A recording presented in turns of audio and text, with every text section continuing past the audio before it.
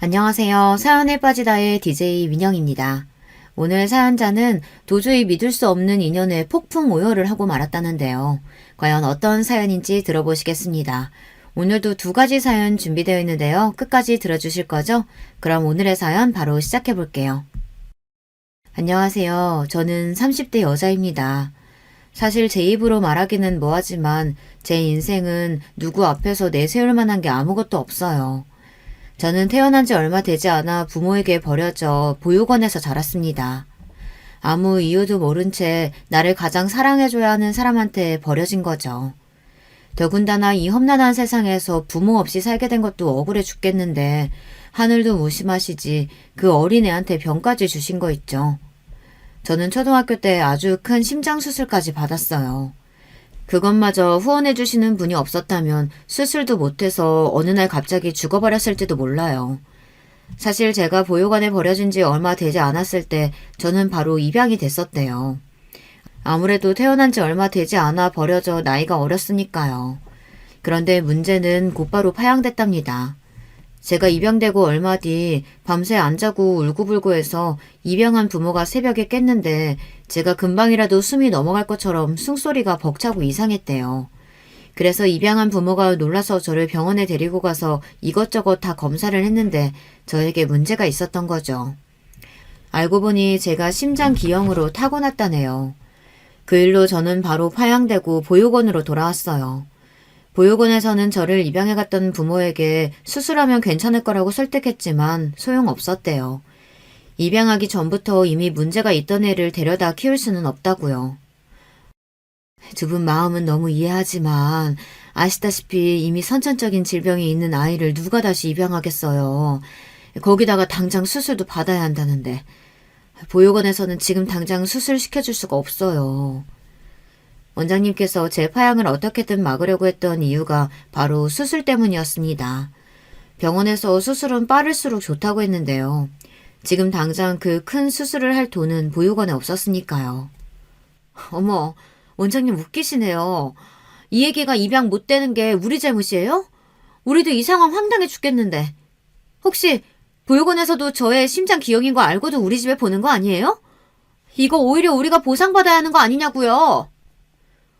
원장님이 수술 이야기까지 꺼내자 파양한 부모들은 원장님이 알고도 저를 입양 보낸 거 아니냐고 고소하겠다고까지 했습니다.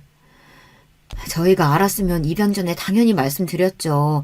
저희는 누구보다 아이가 행복해지길 바라는 사람들인데 그런 거짓말을 왜 하겠어요. 아무튼 우리는 이 일에 전혀 책임 없으니까 당장 파양 신청해 주세요. 애가 잠을 안 자서 우리는 하루도 같이 못 있겠다니까요. 이미 아이에게서 마음이 떠난 부모에게 아이를 보내봐야 소용이 없으니 원장님은 포기하시고 저를 파양시켰어요. 그리고는 다시 저를 받아줄 가정을 찾아 여기저기 알아보셨어요. 하지만 이미 태어날 때부터 아픈 아이를 누가 입양하겠어요. 건강하고 멀쩡한 아이들도 보육원에는 많은걸요. 이러고 있다가는 제가 수술도 못 받고 평생 심장 기형을 안고 언제 죽을지도 모르니 보육원 원장님은 제 수술이라도 해줄 수 있는 기관을 찾아다니셨습니다. 하지만 제가 학교에 들어갈 때까지도 제 후원자를 찾지 못해 저는 수술도 못 받고 몇 년 동안 약만 먹으며 버티고 있었습니다. 저는 선천적으로 타고난 심장 기형으로 다른 아이들처럼 격한 운동은 물론이고 달리기도 할 수가 없었어요. 조금만 뛰어도 금방 숨이 차서 견딜 수가 없을 정도로 힘들었거든요. 그러다가 초등학생이 돼서야 아주 우연한 기회로 제가 수술을 하게 됐어요. 그날이 저에게는 아주 뜻깊은 날이다 보니 저는 그날이 지금까지 아주 생생합니다. 그날은 아침부터 보육원이 분주했어요. 보육원에 중요한 손님이 오신다고 원장님부터 보육원 언니 동생들까지 모두 다 나와서 청소를 했거든요. 저도 친구들을 돕고 싶었지만 원장님께서 무리하면 안 된다고 하셔서 뒷마당에 나가 혼자 바닥에 그림을 그리고 있었어요. 그런데 그때 어디선가 우는 소리가 들렸어요. 저는 보육원 뒷마당을 벗어나 주변을 둘러보았어요. 보육원에서 얼마 떨어지지 않은 갓길에 들어서자 목발을 들고 있는 여자아이가 동네 남자애들한테 둘러싸여 놀림을 당하고 있었습니다. 목발을 들고 있던 아이는 처음 보는 아이였는데 목발이 없으면 걷지 못하는 것 같았어요. 남자아이들은 동네에서 본 적이 있는 애들이었습니다. 제가 지내는 보육원 애들만 보면 부모 없는 떨거지들이라고 놀리는 나쁜 놈들이었어요. 그날도 어김없이 어린 여자애들 놀리고 있더군요. 너도 저기 희망보육원 사는 떨거지냐? 에휴, 너는 부모 도면에 다리까지 병신이라 어떡하냐? 열나 불쌍하다. 나 부모 있거든? 우리 엄마 아빠 엄청 유명한 사람들이야. 내가 우리 엄마 아빠한테 너희 다 이럴 거야. 그래도 다행이었던 건 여자아이가 꽤 당돌했다는 겁니다. 자기보다 덩치가 큰 남자애들이 여럿인데도 기도 안 죽고 열심히 덤비더군요. 헐, 조그만 게 뻥치는 것 좀 봐. 너 안 되겠다. 무서운 맛 좀 보여줘야겠어. 그때였어요. 나쁜 놈들이 어린 여자애가 들고 있던 목발을 다 뺏어서 결국은 애를 넘어뜨리고 목발을 옆에 또랑에 던져버렸어요. 바닥에 넘어진 애를 보며 놈들이 킥킥거리고 웃더군요. 저는 어떻게 해야 하나 잠시 망설였습니다. 제가 괜히 끼어들었다가 저놈들이 더 신나서 저에게까지 해코지를 할 것 같아서요. 그 순간 믿기지 않는 일이 벌어졌습니다. 제가 잠시 망설이던 사이 바닥에 넘어진 여자애가 또랑까지 기어서 걸어가는 거예요. 그 모습을 보고 나쁜 놈들은 더 웃었습니다. 저 꼴 좀 봐. 비 오는 날 바닥 기어다니는 지렁이 같아. 그 모습을 보는데 저도 더는 망설일 수가 없었습니다. 꼭 제 모습을 보는 것 같아서요. 눈에 보이지도 않는 제 심장이 말도 안 되게 뛰어들 때면 저는 너무 무서웠어요. 이대로 죽어버릴 것만 같아서요. 그런데 저 어린아이는 걷지도 못하는데 전혀 겁내지 않고 돌멩이와 흙이 잔뜩 있는 바닥을 팔꿈치로 기어 내려갔습니다. 그 아이를 보며 저도 용기를 내서 주변에 있는 돌멩이를 잔뜩 주워 소리를 지르며 나쁜 놈들에게 던지며 달려갔습니다. 에이씨, 뭐야! 저 미친년이 감히 어디다 돌멩이를 던져! 우리 다 죽일 생각이냐? 이 나쁜 놈들아, 너희보다 훨씬 어린애를 도와주진 못할 망정 괴롭혀? 너희는 맞아도 싸! 제가 쉬지 않고 돌멩이를 던지니 나쁜 놈들이 몽땅 다 도망갔습니다. 그때였어요. 여자애가 어디로 갔나 주변을 둘러보았는데 애가 또랑에 빠진 채로 울고 있었습니다. 도랑이 깊지는 않았지만 아이 발이 돌틈에 꼈는지 움직이지를 못하더라고요. 저는 아이에게 다가가 아이부터 달랬습니다. 보육원에서 매일 하는 일이 어린 동생들과 놀아주고 돌보는 일이다 보니 우는 아이를 달래는 일은 저에게는 어렵지 않았어요. 저는 아이를 달래서 조금 전 보육원에서 받았던 사탕을 까서 아이 입에 물려주곤 손을 도랑 안으로 넣어 아이의 발이 낀 돌멩이를 하나하나 치웠습니다. 아이를 도랑에서 빼내어 아이를 업었어요. 나 무거워서 언니가 못 업고 가. 나 여기 있을 테니까 가서 언니가 어른들 데리고 오면 안 돼? 우리 엄마 아빠 지금 희망보육원에 계시거든. 착한 아이는 그 와중에 제 걱정을 했지만 저는 그 아이가 더 걱정됐습니다. 목발을 뺏기고 도랑에 빠진 이 상황만으로도 힘들 텐데 혼자 두고 가면 너무 서러울 것 같아 그냥 그렇게 둘 수는 없었어요. 괜찮아. 여기만 빠져나가서 5분만 걸어가면 바로 보육원이야. 내가 업어줄 테니까 걱정하지 마. 저도 나이가 어렸는데 어디서 그런 패기가 나왔는지 몰라요. 저는 어떻게든 그 아이를 데리고 보육원으로 가야겠다는 생각밖에 없었습니다. 그래도 사람이 죽으라는 법은 없나 봅니다. 제가 아이를 간신히 업고 갓길로 올라왔는데 아이를 찾으러 온 어른들이 놀란 얼굴로 달려와 저와 아이를 데리고 보육원으로 갔어요. 제가 도랑에서 구해준 아이는 보육원에 봉사를 온 부모님을 따라온 아이였어요. 그 아이의 부모는 아이를 보자마자 놀라 안았습니다. 그때 아이가 저를 손가락으로 가르치며 제가 도와줬다고 했어요.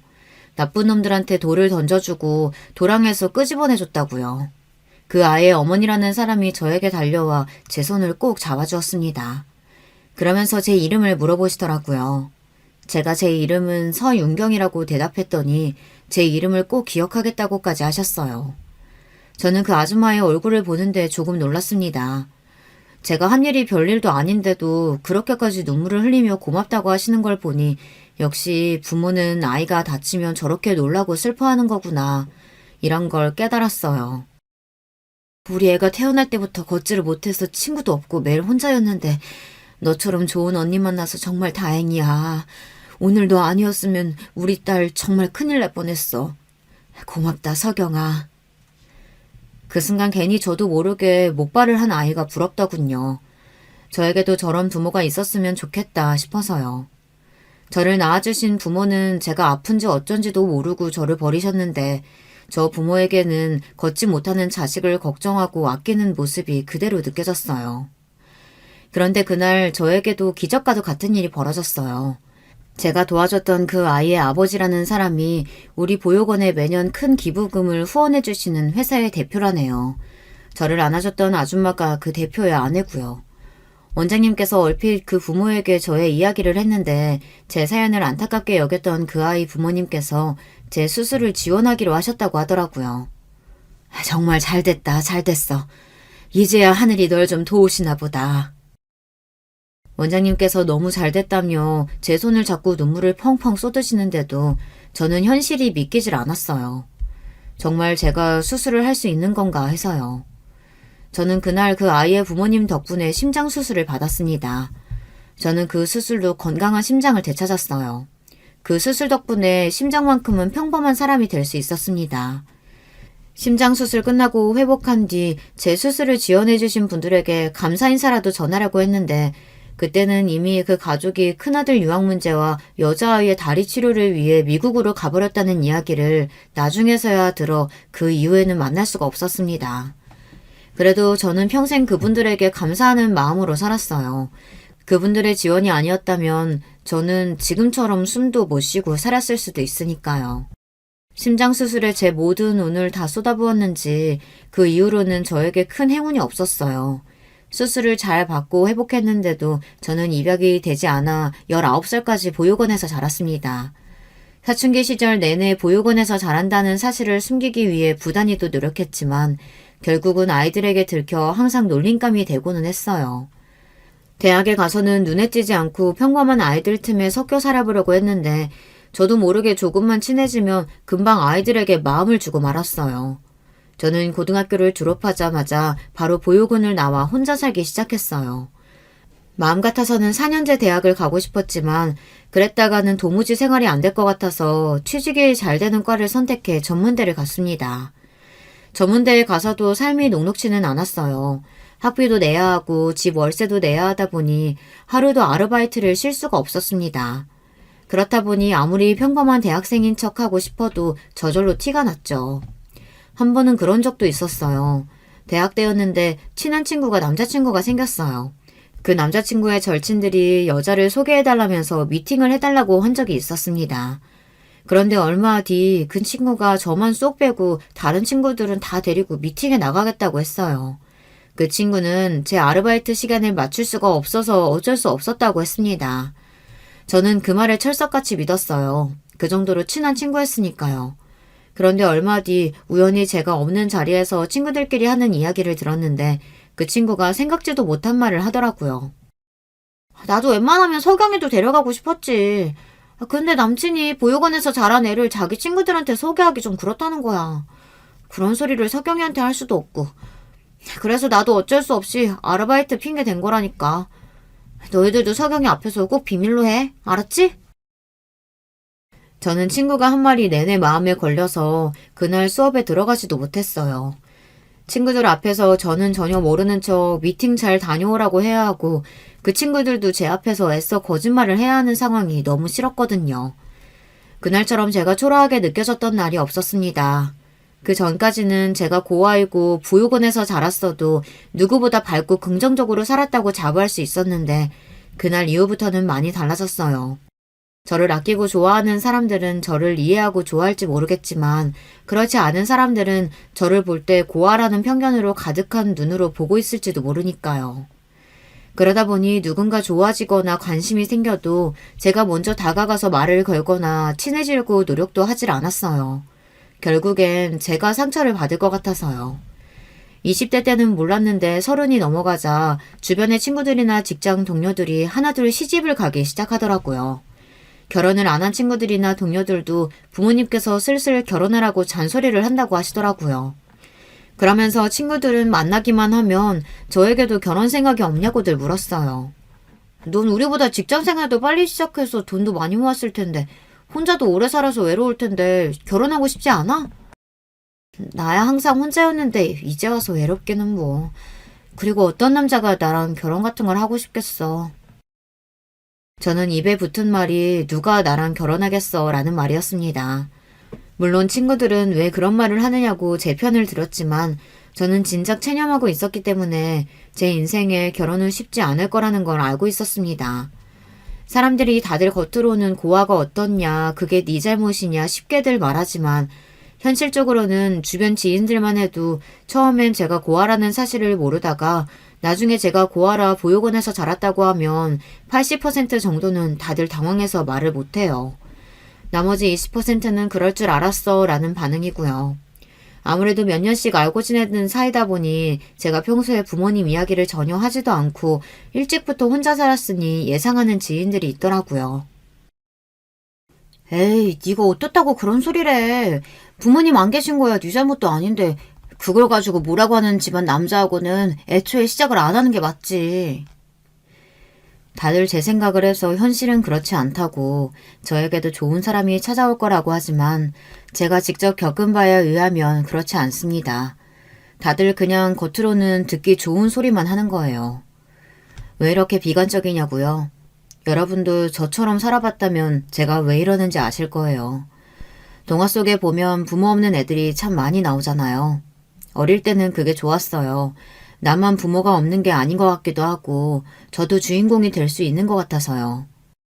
그런데 점점 클수록 그게 아니라는 걸 알게 됐습니다. 부모 없는 아이들은 언제나 보호받지 못하다 보니 항상 고난과 시련이 알아서 따라다녀요. 그런 고난을 스스로 극복하고 사는 모습을 보는 걸 사람들이 좋아하는 거죠. 막상 당사자들은 죽을 맛인데 말이죠. 제가 그랬습니다. 언제나 고난과 시련이 따르지만 스스로 해결하고 극복해야만 했어요. 그렇지 않으면 딱히 방법이 없으니까요. 저는 졸업과 동시에 취직해서 쉬지 않고 열심히 일했습니다. 저는 어릴 때부터 동물을 좋아했어요. 특히나 강아지를요. 보육원에 있을 때 강아지를 키우고 싶었는데 보육원에서는 이미 버려진 애들을 키우는 것만으로도 여력이 없으니 강아지 같은 건 꿈도 꿀 수가 없었어요. 동네에서 놀다가 주인 없는 강아지들을 데려와 밥이라도 한번 주면 보육원 원장님에게 혼이 났습니다. 보육원을 나와서는 저 혼자서도 먹고 살 형편이 안 되니 당연히 키울 수가 없었고요.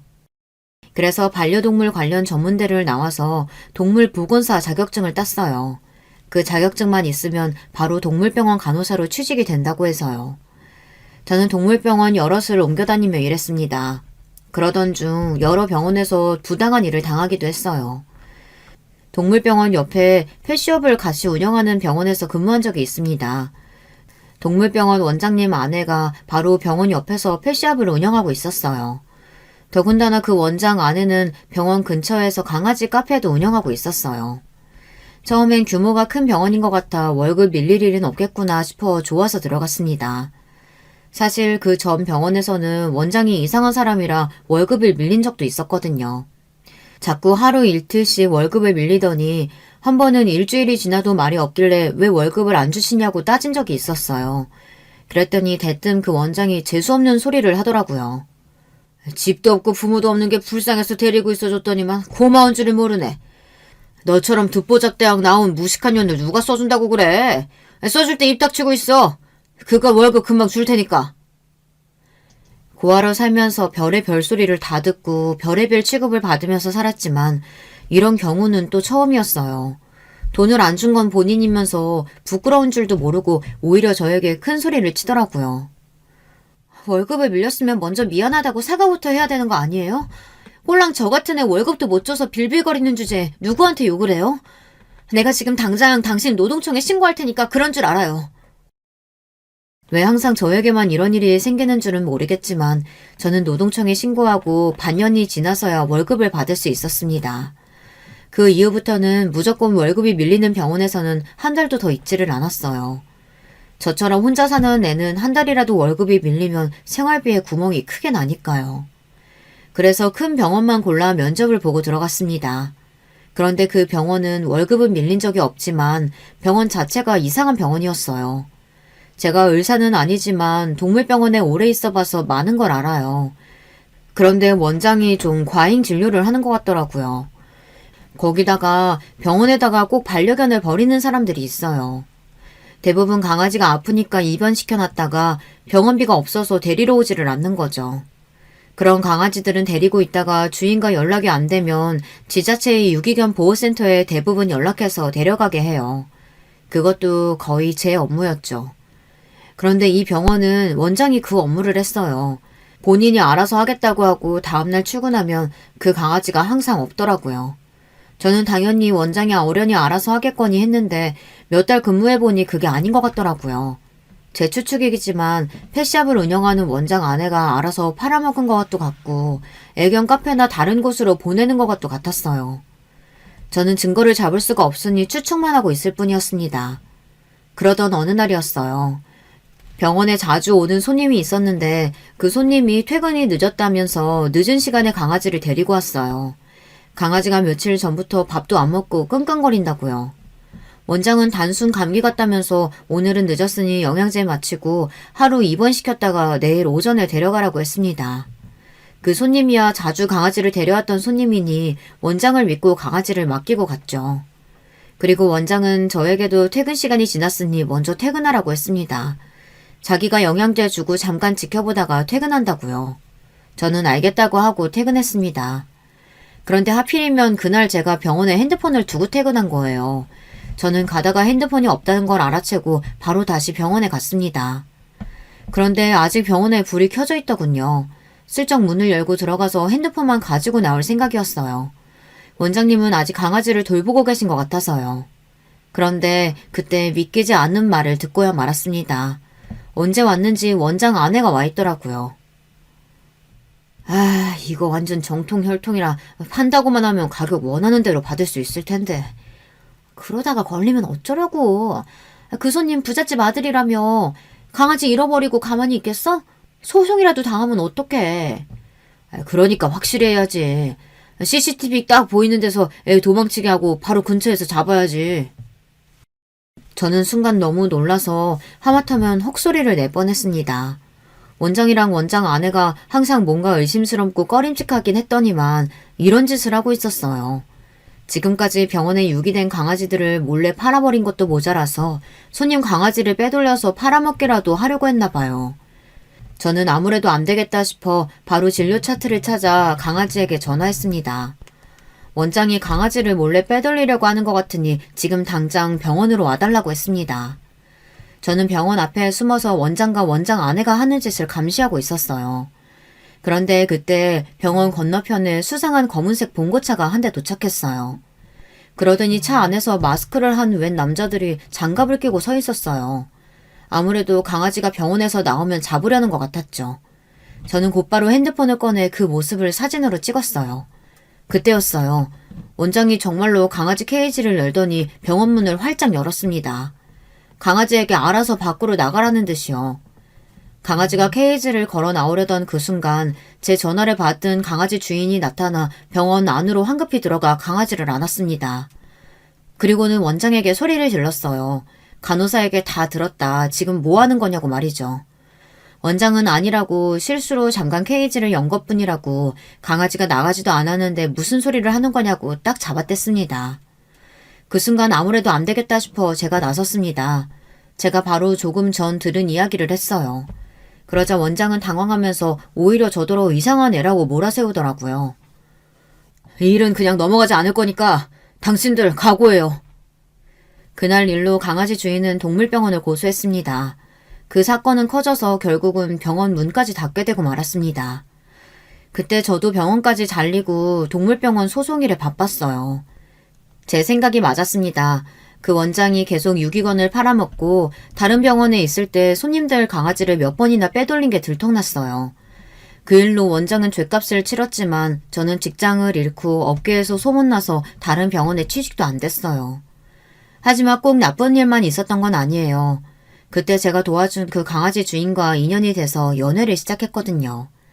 남자친구는 저처럼 정의롭고 용감한 사람은 본 적이 없다면서 첫눈에 저에게 반했다고 했어요. 저와 남자친구는 그렇게 만나 연애를 시작한 거예요. 서로 사는 환경, 조건도 모든 게 다 달라도 저와 남자친구는 비슷한 점도 많았어요. 동물을 좋아한다는 거 말고도 꽤 많은 것들이 잘 맞았습니다. 그래서 연애하는 동안 한 번도 안 싸우고 잘 지냈어요. 남자친구도 지금까지 살면서 저처럼 잘 맞는 여자는 처음이라고 할 정도로 저희는 잘 맞았습니다. 그런데 언제나처럼 제 인생은 생각지도 못한 일의 연속이었습니다. 며칠 동안 속도 좋지 않고 자꾸 잠만 쏟아지길래 왜 그러나 했는데 제가 임신을 했더라고요. 임신 사실을 알자마자 저는 눈물을 쏟았어요. 남들은 기뻐서 흐르는 눈물이겠지만 저는 아니었습니다. 당시 남자친구를 많이 사랑하고 있었지만 결코 아이를 원한 건 아니었어요. 결혼도 마찬가지고요. 제 주제에 무슨 결혼을 하겠어요. 부모도 없고 제대로 된 직업도 없는 여자와 연애해야 할 수는 있을지 모르지만 결혼까지 하고 싶은 남자가 어디 있겠어요. 거기다가 그런 며느리를 반가워할 시댁도 없을 거고요. 저는 고민 끝에 남자친구에게 임신 사실을 이야기했습니다. 저는 임신 사실을 이야기하면서도 마음의 준비를 했어요. 남자친구가 어떤 반응을 보이던지 실망하거나 속상해하지 말자고요. 며칠 전부터 속도 미식거리고 잠도 잘 못 자서 병원에 갔다 왔는데 나 임신이라네. 저는 그렇게 마음의 준비를 하고도 남자친구의 눈을 똑바로 볼 수가 없었어요. 남자친구가 좋은 사람이라는 거야 잘 알지만 계획지도 않은 임신이 됐으니 남자친구도 당황할 것 같아서요. 남자친구의 당황한 얼굴을 보는 게 겁이 났습니다. 그런데 남자친구의 반응은 의외였어요. 정말? 와, 어떡해. 너무 좋아. 내가 철이 없나 봐. 자기는 힘들 텐데 나는 생각 없이 그냥 마냥 너무 기뻐. 너 닮은 딸이었으면 너무 좋겠다. 남자친구는 주변에 사람들이 있는데도 아랑곳하지 않고 신나서 자리에서 폴짝 뛰어댔어요. 그러면서 저에게 고맙다며 안아주었습니다. 저는 어안이 벙벙했어요. 남자친구 말이 맞아요. 남자친구는 참 철이 없었습니다. 평소에도 고민이나 걱정 없이 해맑은 사람이라는 건 알았지만 이 정도일 줄은 몰랐어요. 더군다나 남자친구는 예상치도 못한 돌발 행동을 했어요. 남편은 갑자기 제 앞에 무릎을 꿇고 앉았습니다. 그러고는 결혼하자고 청혼했어요. 주변에 있던 사람들이 모두 다 소리를 지르고 박수를 쳤지만 저는 마냥 웃을 수가 없었습니다. 저는 최악을 상상하고 있었어요. 제가 임신한 채로 남자친구와 결혼한다면 사람들은 모두 저를 아이를 앞세워 결혼한 여자로 볼 거예요. 최근에 남자친구가 아버지 회사에서 경영 수업을 받고 있다는 소리를 들은 적이 있습니다. 남자친구는 아무리 생각해도 저랑 결혼까지 할 수 있는 남자가 아니었어요. 어쩌다가 제가 이런 남자를 만나 연애를 하긴 했지만 결혼은 당연히 말도 안 되는 소리라는 걸 저는 알고 있었어요. 저는 커피숍 안에서 무릎을 꿇은 남자친구를 그대로 두고 가게 밖으로 뛰쳐나갔습니다.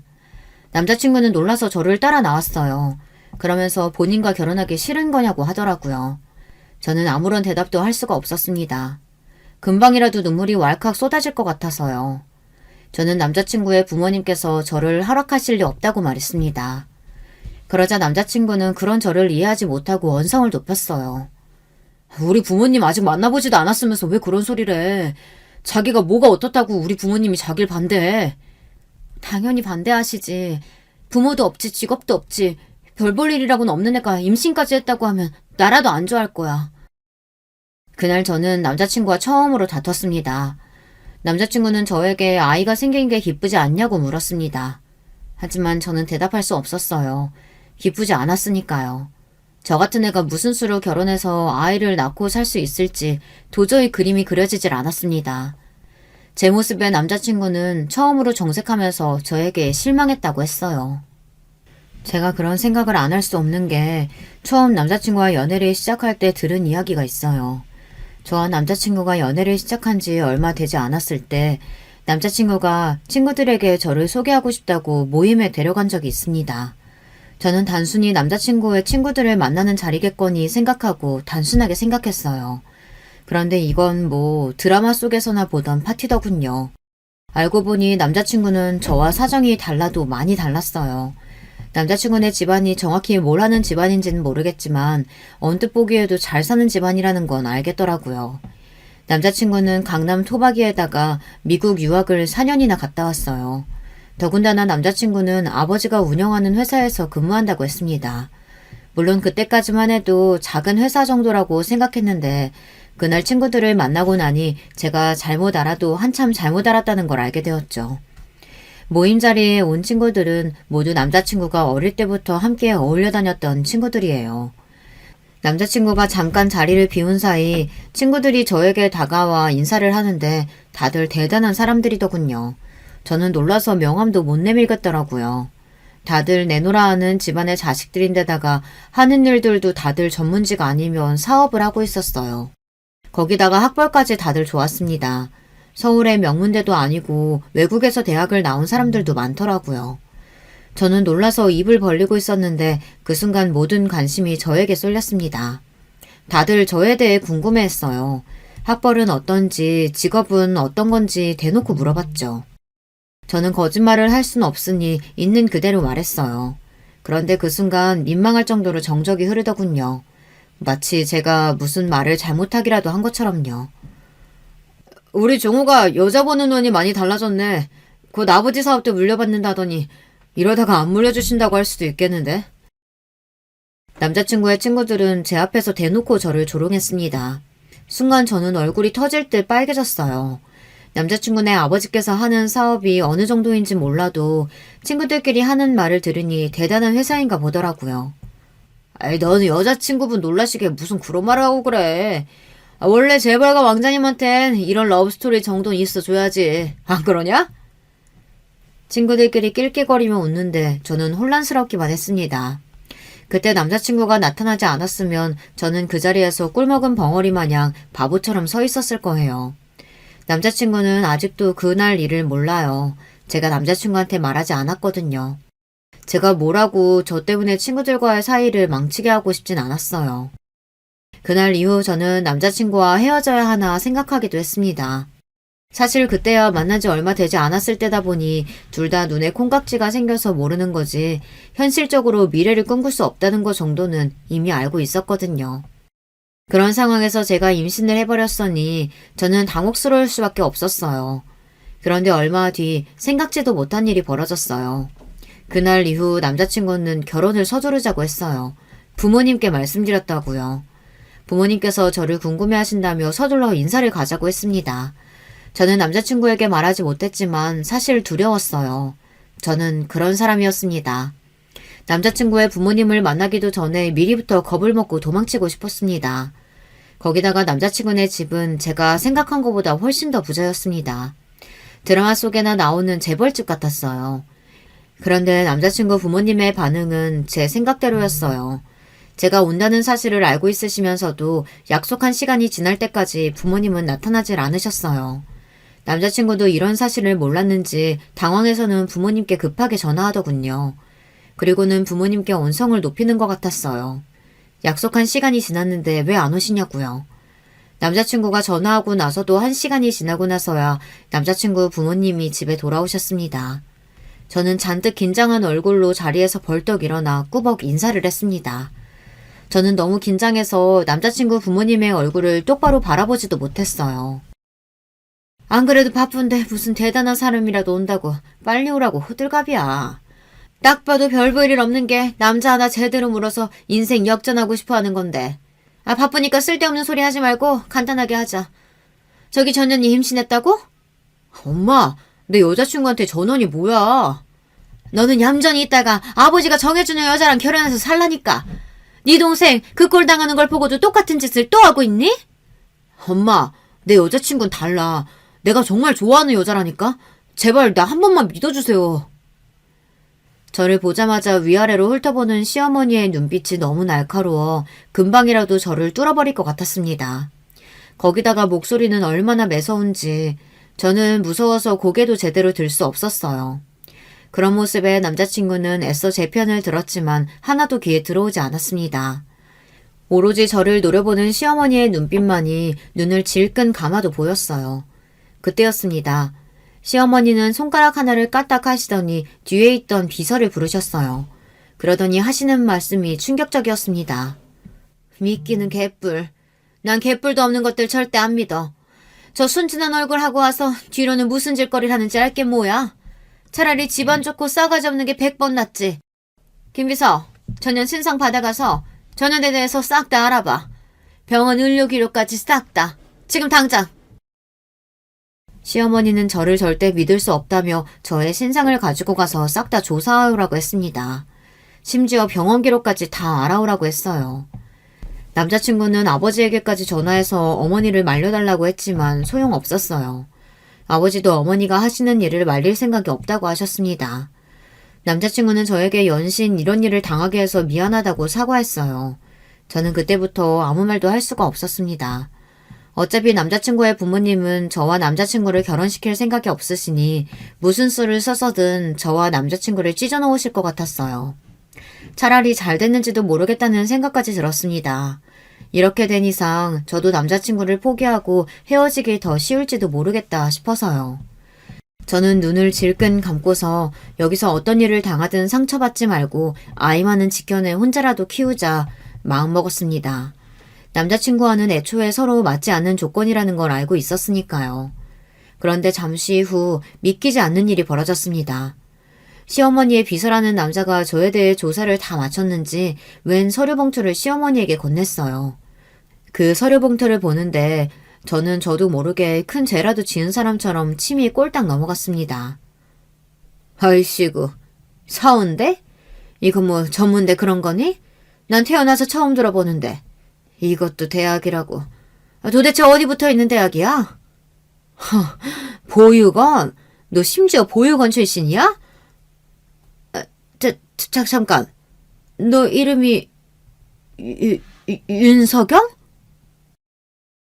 30분 만에 저에 대한 조사를 끝낸 어머니는 하나하나 읽으며 무시하시더니만 갑자기 제 이름을 보고 소리를 지르셨어요. 시어머니는 봉투에 적힌 내용을 보시더니 순간 눈이 휘둥그레졌습니다. 마치 못 볼 걸 보기라도 한 사람처럼요. 그 모습을 보는데 저까지 긴장해서 손에 땀이 찼습니다. 도대체 뭐라고 적혀있길래 저러시나 싶어서요. 엄마, 사람 앞에다 두고 지금 뭐 하는 거야? 도대체 뭘 보고 그래? 남자친구와 어머니 손에 들린 서류 봉투를 뺏으려고 하자 어머니께서는 놀라 봉투를 꽉 쥐었습니다. 그러더니 조금 전과는 확연히 달라진 얼굴로 저를 바라보셨어요. 네 이름이 윤석영 맞아? 정말 희망보육원 윤석영 맞냐고? 어머니의 눈동자가 얼마나 세차게 흔들리는지 순간 저도 말문이 턱하고 막히고 말았습니다. 어머니의 목소리가 얼마나 큰지 주변에 있던 사람들은 물론이고 방에 있던 남자친구의 동생까지 무슨 일이냐고 놀라서 거실로 나왔습니다. 그 순간 저도 놀라고 말았어요. 방에서 나온 남자친구의 동생이 어딘가 낯이 익었거든요. 엄마, 무슨 소리야? 희망보육은 윤석영이라니? 설마 나 어릴 때 구해줬던 그 언니 말하는 거야? 너는... 세상에 어떻게 이런 일이 있을 수 있을까요? 세상이 아무리 좁다고 해도 저에게 이런 일이 일어날 줄은 꿈에도 몰랐습니다. 남편의 어머니와 여동생은 제가 아는 사람들이었어요. 바로 제가 어릴 때 보육원에 있을 때 저의 심장 수술을 시켜줬던 그 가족이었어요. 남자친구의 여동생이 바로 그 어린 날 나쁜 놈들에게 목발을 빼앗겨 바닥에 넘어졌던 바로 그 친구였습니다. 저는 놀라서 눈을 비볐어요. 남자친구의 어머님도 놀라셨는지 서류를 한 번 더 확인하셨어요. 제가 심장 수술을 받았던 기록까지 확인한 어머님은 놀라서 저에게 달려왔습니다. 그러더니 눈물을 펑펑 쏟으시며 저를 안아주셨어요. 그래, 그때 그 석영이, 어머, 내가 어떻게 너를 못 알아볼 수가 있지? 이게 다 무슨 말이야? 옛날에 너 구해줬던 초등학생이 석영이란 말이야? 그렇다니까. 이 언니 아니었으면 나 그날 도랑에 빠진 채 몇 시간을 혼자 있었을지도 몰라. 남자친구도 그날 일을 이야기로만 들었지 그 이후 바로 미국으로 가버렸으니 그 이야기 속 여자아이가 저희 거라고는 생각도 못했어요. 그럴만하죠. 저도 그때 일을 잊고 산 지 오래됐으니까요. 미안하다 석영아. 내가 너를 미워해서 이렇게 모질게 군 게 아니야. 내가 원래 이런 사람이 아닌데 나이 들수록 사람한테 데이다 보니 이 세월이 나를 이렇게 나쁜 사람으로 만들었구나. 어머니는 저에게 바로 사과하셨어요. 절대 제가 고아이고 전문대를 나왔다고 무시하려던 게 아니랍니다. 단지 저의 조건만 보고 제가 당신의 아들을 이용하려고 한다고 생각하셨대요. 예비 시어머니께서 저에게 그렇게 모질게 구신 이유가 있더군요. 바로 얼마 전에 시댁에 믿을 수 없는 일이 있었대요. 남자친구에게 여동생이 하나 있어요. 제가 어릴 때 보육원 앞에서 도와줬던 바로 그 동생이요. 그 동생이 다리 치료를 받기 위해 미국에 다녀온 뒤 완전히 걸을 수 있는 건 아니지만 그래도 전보단 근육이 더 좋아져서 손을 자유롭게 사용하고 집에서는 보조기구를 이용해 생활할 수 있을 정도로 좋아졌더라고요. 덕분에 대학을 졸업하고 취직도 해서 집안에서 재택근무도 하고 있었어요. 그러면서 한국에서도 꾸준히 계속 재활을 받았고요. 그러다가 여동생이 재활을 담당했던 남자와 둘이 눈이 맞아 연애를 했답니다. 만난 지 오래되지는 않았지만 여동생의 옆에서 살뜰하게 챙기는 남자의 모습에 가족들 모두 그의 진심을 의심하지 않았답니다. 그래서 둘의 교제를 허락했대요. 특히나 여동생이 남자를 너무 믿고 좋아하기도 했고요. 얼마 뒤 둘이 결혼하겠다고 해서 가족들은 모두 기쁜 마음으로 허락했답니다. 동생을 생각해서라도 아예 동생의 병에 대해 모르는 사람보다는 옆에서 많은 면에서 도와줄 수 있는 사람이 아무래도 좋을 것 같아 반대할 이유가 없었답니다. 물론 조건만 놓고 보면 그 남자가 많이 부족했지만 시댁에서는 어릴 때부터 아팠던 딸이 원한다면 뭐든지 해주고 싶으셨대요. 그래서 결혼 이야기가 나오자마자 바로 결혼 준비를 시작했답니다. 모든 결혼 준비는 시댁에서 도맡아 했대요. 집이고 결혼 준비고 모든 비용은 전부 다요. 남자가 착한 심성 말고는 가진 게 없어도 너무 없는 사람이라서 그럴 수밖에 없었답니다. 물론 남자는 자신의 부족한 부분을 미안해했지만 시댁이야 돈밖에 가진 게 없는 사람이니 별로 신경 쓰지 않았대요. 둘이 행복하게만 살면 된다고요. 그러던 중 미루고 미루다 결혼식을 3주밖에 남기지 않고 상견례를 했답니다. 남자 부모님이 시골에서 농사를 지으시는데 농사일이 바빠서 서울에 올라올 수 없다고 해서요. 결국은 결혼식 첨창장까지 다 보내고 나서야 상견례를 했다네요. 그런데 문제가 좀 있었답니다. 상견례 장소인 호텔에서 남자의 부모님을 만났는데 어딘가 좀 이상했답니다. 분명 남자에게 들었을 땐 남자의 부모님 두 분 다 시골에서 농사를 짓는 순박한 분들이라고 들었는데 이야기를 나누면 나눌수록 남자의 어머니라는 분이 특히 좀 이상했대요. 시골에서 농사를 짓는다기엔 영 아는 것도 부실하고 이야기의 앞뒤가 맞는 게 하나도 없었대요. 분명 사투리도 심하게 쓰신다고 했는데 사투리도 거의 쓰질 않고요. 이를 이상하게 여긴 시아버지가 계속해서 꼬치꼬치 말을 걸었는데 제대로 대답하는 게 없었답니다. 그런데 그때 당황한 얼굴의 남자가 애써 말을 돌렸대요. 어머니께서 평생 시골에서 농사만 지으시느라 이렇게 좋은 호텔에 고급스러운 식사 해보시는 게 태어나서 처음이다 보니 아무래도 긴장하셨나 봐요. 장인 장모님께서 조금만 이해해 주세요. 그래. 그러실 수 있지. 식사들 좀 하세요. 남자는 애써 말을 돌렸지만 평생 그 큰 회사를 운영해 오신 시아버지께서 이상하다는 낌새를 못 알아차리셨을 리 없었죠. 아무래도 안 되겠다 싶으셨는지 시아버지께서 비서를 시켜 남자의 집안을 캐보라고 시키실 참이었나 봐요. 그런데 그럴 필요도 없이 그날 모든 진실이 밝혀졌습니다. 일 때문에 상견례 장소에 늦게 도착한 남자친구가 잠깐 화장실에 들렀는데 화장실 옆 복도에서 소란스러운 소리가 들렸답니다. 남자친구가 이상해서 복도에 들어서자 익숙한 남자가 보였답니다. 그런데 그 남자가 나이가 지긋하신 여자분을 위협하며 소리를 지르고 있었대요. 아줌마, 연기 똑바로 안 하면 돈 못 받을 줄 알라고 분명히 말했지. 근데 일을 이따구로 해? 저 사람들이 얼마나 대단한 사람들인데 당신들 이상하고 눈치 못 챘을 것 같아? 당신들 때문에 내 결혼 파토나면 책임질 거야? 책임질 거냐고! 나도 갑자기 연락받고 온 거라 준비를 못해서 그래요. 결혼식 날은 알아서 잘 할 테니까 걱정하지 말아요. 그러게 네가 약속한 돈부터 먼저 줬으면 이런 일 없었을 거 아니야. 연기 잘하는 예쁜 애들 돈 먼저 안 주면 안 움직인다니까. 저 병신 같은 년이 결혼 준비하게 돈 좀 달라니까 자꾸만 카드 주잖아. 안 그래도 식만 올리면 내 앞으로 사업체 하나 넘어올 거니까 걱정하지 마. 안 되면 이 호텔이라도 달라고 할 거니까. 남자친구는 자신의 두 귀로 듣고도 믿을 수가 없었답니다. 그동안 남자가 여동생에게 얼마나 잘했는지 바로 옆에서 봐왔던 남자친구다 보니 그게 다 거짓이었다는 걸 안 순간 눈이 뒤집혔던 거죠. 남자친구는 그대로 달려가 남자의 멱살을 붙잡고 박살을 내줬답니다. 그리고는 바로 사기죄로 남자와 부모로 위장한 사람들을 고소했다네요. 그런데 남자는 사기 전과가 이미 있는 사기꾼이었어요. 처음부터 여동생을 목적으로 시댁에 돌아왔던 겁니다. 다행히도 결혼 전에 모든 사실을 알게 돼서 그 인간들은 죗값을 치렀지만 그 일로 시댁 식구들은 모두 다 충격에 빠져 몇 년 동안 헤어나지 못했답니다. 그 이후 집안에 들이는 사람들은 모두 다 미리 뒷조사를 하고 채용했다네요. 그랬으니 시어머니께서는 저를 보고도 그렇게 하신 거죠. 그 이야기를 듣고 보니 모든 게 이해가 됐습니다. 아무리 그래도 내가 어떻게 석영이 너를 못 알아보니. 내가 네 이름만은 절대 안 잊어버린다고 약속까지 했는데. 괜찮아요. 그렇게 힘든 일을 겪으셨는데 당연히 아무도 못 믿으시겠죠. 저도 제 생명의 은인이신 분들을 까마득하게 잊고 살았어요. 죄송해요. 아니야. 내가 먼저 알아봤어야 했는데 우리가 미안해. 그렇게 수술비만 주고 미국으로 떠나버려서 내내 마음 쓰이고 미안했었는데 이렇게 건강한 모습 보니까 다행이다. 몸은? 아이까지 임신했는데 괜찮은 거야? 네, 지금은 너무 말짱해요. 뱃속의 아기도 건강하대요. 아유, 다행이다. 석영이 너는 아무 걱정하지 마. 이제는 우리가 옆에 있으니까 우리가 다 알아서 해줄게. 시어머니는 저를 와닥 껴안으며 눈물을 펑펑 쏟으시며 오열했습니다. 저는 지금 생각해도 어떻게 저에게 이런 일이 생길 수 있을까 싶어요.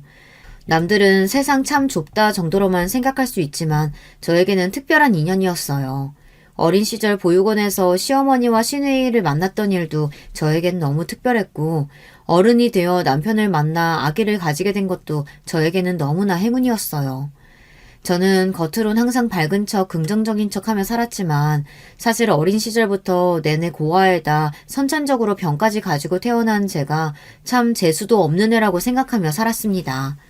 그래서 난 뭘 해도 외롭고 별 볼 일 없는 애로 살다가 아무도 모르게 이 세상에서 사라지게 될 거라고 여겼어요. 그런데 제가 잘못 생각해도 너무 잘못 생각한 거였더군요. 제 인생은 전혀 나쁘지 않았다는 겁니다. 저는 현재 저를 쏙 닮은 딸아이를 출산하고 조리원에 있습니다. 청담동에서 제일 유명한 조리원에 있어요. 저는 괜찮다고 했는데도 시어머니께서 아이 낳고 조리하는 게 제일 중요하다고 하셔서 못 이기는 척 들어왔어요. 그런데 너무 좋네요. 지금까지 살면서 이렇게 아무 생각도 안 하고 쉬면서 호강해 본 적이 있었나 싶어요. 가만히 누워있다가도 내가 이렇게 누워있는 게 맞나 불안하기도 하지만 그럴 때마다 시댁 식구들이 저에게 많은 위로와 격려를 해줍니다.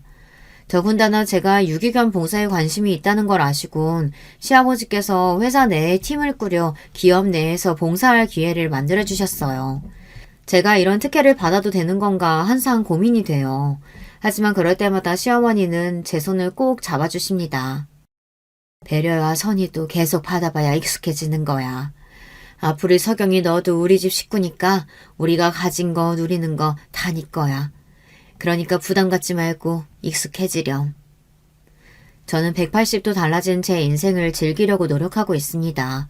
언제 또 저에게 시련이 닥칠지 모르지만 저는 겁나지 않아요. 이제는 제 곁에도 저를 아끼고 보살펴주는 가족이 생겼으니까요. 지금까지 저의 인생 이야기 들어주셔서 감사합니다. 여러분에게도 저처럼 뜻깊은 인연이 닿으시길 바랄게요. 여러분, 두 번째 사연 시작하기 전에 좋아요, 구독 꼭 눌러주실 거죠? 그럼 두 번째 사연 바로 시작합니다. 안녕하세요. 저는 10개월 만에 이혼을 하게 된 30대 프리랜서입니다. 연애를 8년이나 하고 결혼을 했어요. 전 남편인 이호철과 만난 것은 직장에서였어요. 저는 대학 졸업 이후 작은 공방을 시작했어요. 그때 거래처 중 한 사람과 친하게 지냈는데 그 사람이 괜찮은 남자가 있다고 소개시켜주더라고요. 그게 오빠였죠. 처음 만났을 때 인상은 사람이 되게 둥글둥글하다는 것이었어요. 물론 외모가 그렇다는 것은 아니었어요. 말투나 행동, 특히 웃는 모습이 그랬어요. 뭔가 사람 좋아 보이는 웃음 있잖아요. 처음 만나는데 경계심을 확 낮추는 웃음. 그래서 그날 처음 만나는 자리였음에도 불구하고 한참 얘기를 하면서 시간을 보냈어요. 진짜 무슨 시간이 이렇게 빨리 흐르지 싶었다니까요.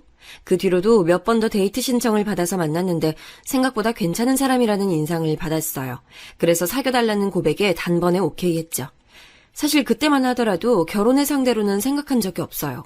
결혼에 큰 의미를 두는 편도 아니고 결혼을 너무 하고 싶다고 생각하는 사람은 더더욱 아니었거든요.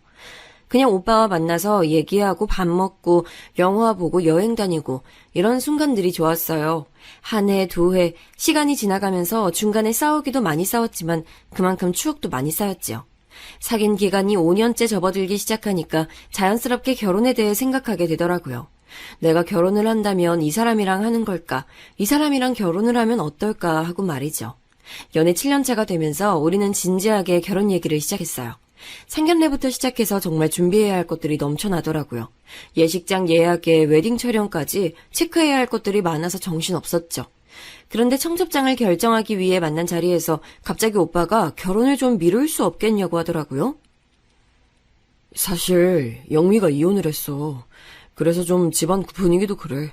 영미 상황도 말이 아니고 그 와중에 내가 결혼한다고 하는 게 과연 맞을까 싶어서. 영미는 오빠의 하나뿐인 여동생으로 저와 동갑입니다. 1년 전에 결혼을 했는데 너무 행복하다고 제게 빨리 결혼을 하라고 했던 것이 지난달이었어요. 저는 이게 무슨 일인가 싶었죠. 이렇게 갑자기? 얼마 전에 만났을 때만 해도 전혀 그런 내색 없었는데? 그 새끼가... 또 생각하니까 빡치네. 하여튼 그놈이 갑자기 애를 데리고 와서는 자기 애라고 하더래. 그래서 자기 호적에 올려야 된다고. 뭐? 그 무슨 말도 안 되는 소리야. 애라니? 거기다 그의 친엄마라는 사람이 나타나서는 자기 애 못 준다고 행패를 부렸다나 봐. 저는 가슴이 철렁 내려앉는 기분이 들었어요. 다른 가족들에게 아직 얘기하진 않았지만 아가씨 뱃속에는 새 생명이 자리하고 있었거든요. 지난달 만났던 것도 혼자서는 산부인과에 갈 자신이 없다고 함께 가달라고 해서 부탁해서 만난 자리였거든요. 그래서 아가씨는 좀 어때? 많이 놀라셨대? 그게 문제가 아니었어. 너 영미 임신한 거 알고 있었어? 저는 역시나 문제가 됐구나 싶었죠. 저는 대답 대신 고개를 끄덕이며 오빠의 눈을 피했어요. 오빠는 그런 얘기를 왜 숨겼냐고 펄쩍 뛰더군요. 저는 아가씨가 좀 더 안정이 되면 얘기를 한다고 했다고 해서 입을 다물고 있을 뿐이었거든요. 오빠는 아무리 그래도 그렇게 중요한 걸 어떻게 비밀로 하냐고 화를 냈어요. 저는 미안하다는 말 외에는 할 말이 없었죠. 둘 다 무슨 생각을 하는 건지. 그래, 너도 짐작했겠지만 유산했어. 그 때문에 가족들도 모두 알아버렸고 문제는 영미가 방에서 나오질 않아. 뭐라고? 많이 심각해? 심리상담은 알아봤어? 뭐야, 심리상담이라니. 너 지금 우리 영미 정신병자 취급하는 거야? 아니, 그런 의미가 아니라 지금 상처받고 힘든 사람은 아가씨잖아. 심리상담 받아보면 마음 정리하는데 도움이 되지 않을까 해서 하는 말이야. 정신병자라니. 그리고 요즘 심리상담 받는 사람들이 얼마나 많은데 그렇게 말해. 저는 자기 동생을 어떻게 정신병자 취급을 하고 말하느냐고 소리치는 오빠가 당황스러웠지만 그냥 넘어가서는 안 되겠다는 생각이 들었어요. 사실 제 사촌 언니가 회사의 직장 상사의 갑질 때문에 회사를 그만뒀거든요. 그리고 공방 일을 도와서 함께하는 중이에요. 물론 언니도 그 일로 너무 상처를 받아서 공황장애가 생길 정도였는데 제가 심리상담에 데리고 다니면서 많이 좋아졌거든요. 그래서 심리상담이라는 것이 얼마나 중요한지 너무 잘 알고 있었기에 오빠에게도 열심히 설명을 했죠. 오빠는 제가 더 언성을 높이며 정색을 하자 헛기침을 하면서 그런 것인지 몰랐다고 하더라고요. 저는 언니가 상담을 받고 있는 것을 알려주면서 아가씨에게 해서는 안 될 말 같은 것들을 정리해서 오빠에게 보내줬어요. 저희의 결혼은 그렇게 뒤로 밀렸어요. 저는 불만 같은 거 하나도 없었죠.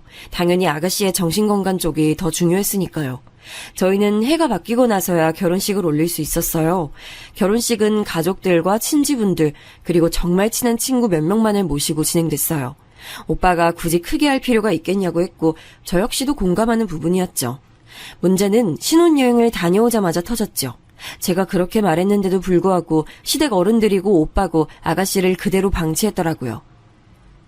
아니 내가 그렇게 말했는데 아가씨를 그냥 두면 어떡해. 한두 살 애도 아니고 말했어. 상담 받아보라고. 그럼 내가 데리고 병원을 가야 돼? 아니 오빠 여동생이잖아. 그것도 못해? 그러다 소문이라도 나면. 저는 어이가 없어서 숨이 턱하고 막혔어요. 사실 연애하면서도 다른 사람의 시선을 중요시한다고 생각했지만 가족의 문제에까지 그런 반응이 돌아올 것이라고는 기대하지 못했거든요. 오빠는 어느 쪽이 더 중요한 거야? 아가씨야? 아니면 소문이야? 내가 하는 일이 영업인데 평판 소문만큼 무서운 게 있는 줄 알아? 저는 아무리 그래도 어떻게 그냥 둘 수 있느냐고 너무 실망스럽다고 화를 냈어요. 당연히 오빠는 저의 그런 반응을 조금도 이해하지 못했죠. 모처럼 언성을 높여가며 싸웠어요. 오빠와 대판 크게 싸우고 나서 저는 아가씨에게 연락을 취해서 만나자고 했어요. 물론 나오고 싶지 않아 했지만 제가 부탁이라고 했더니 마지못해 나왔죠. 저는 아가씨가 좋아하던 레스토랑으로 데리고 갔어요. 식사를 하면서 이런저런 얘기를 했죠. 당연히 제가 더 말을 많이 하게 되더라고요. 후식이 나오면서 저는 아가씨의 손을 잡으면서 말했어요. 아가씨, 난 언제든 어떤 상황이든 좋아요. 아가씨가 하고 싶은 말이 있으면 저한테 다 얘기해주세요. 저 다 들을 준비돼 있거든요. 누군가의 욕을 해도 좋아요. 울어도 괜찮아요. 가슴에 담아두지 말고 속 시원하게 얘기해요. 나는 아가씨 전용 대나무 숲이 돼줄게요. 아가씨는 제 얘기가 끝나자 한참을 가만히 제 얼굴만 보더라고요. 저 역시 시선을 피하지 않고 마주봤죠. 그렇게 제 얼굴을 보던 아가씨는 잡힌 손을 꼼지락거리더니 미세하게 고개를 끄덕였어요. 저는 그것만 기억하면 충분하다고 말하고 혹시나 도움이 필요하거든 함께 가겠다고 말하며 명함을 내밀었어요. 그리고 오빠에게도 말하지 못했던 사촌 언니 얘기를 했지요. 심리상담을 혼자 가는 게 두렵다면 걱정 말고 제게 연락하면 된다고 했더니 조용히 고맙다고 하더라고요. 아가씨와 헤어진 이후 몇 주의 시간이 흘렀어요. 저는 자주 아가씨와 연락을 취했어요. 특별한 얘기가 오간 건 아니었어요. 그냥 잡담 정도였죠. 하지만 이런 일이 반복되자 아가씨도 점차 집에서 무엇을 하고 있었는지 조금씩 제게 얘기를 해줬어요. 요즘 영미한테 자주 연락하나 봐. 엄마가 영미가 외출하기도 한다고 하던데 너 만난다고. 뭐 그렇지. 그냥 우리 공방에서 하는 원데이 클래스 들어보지 않겠냐고 권했을 뿐이야. 다른 거에 집중할 시간을 좀 주고 싶었거든. 신경 써줘서 고마워. 사실 영미 그렇게 되고 나서 다들 나 부끄러워서 다니질 못하겠다고 하셨으니까. 부끄럽다니? 누가? 아가씨가? 왜? 아가씨가 왜 부끄러워해? 우울증이니 공황장애니 이런 것들 자랑하고 다닐 얘기는 아니잖아. 거기다 영미는 히키코모리 기질도 보였고.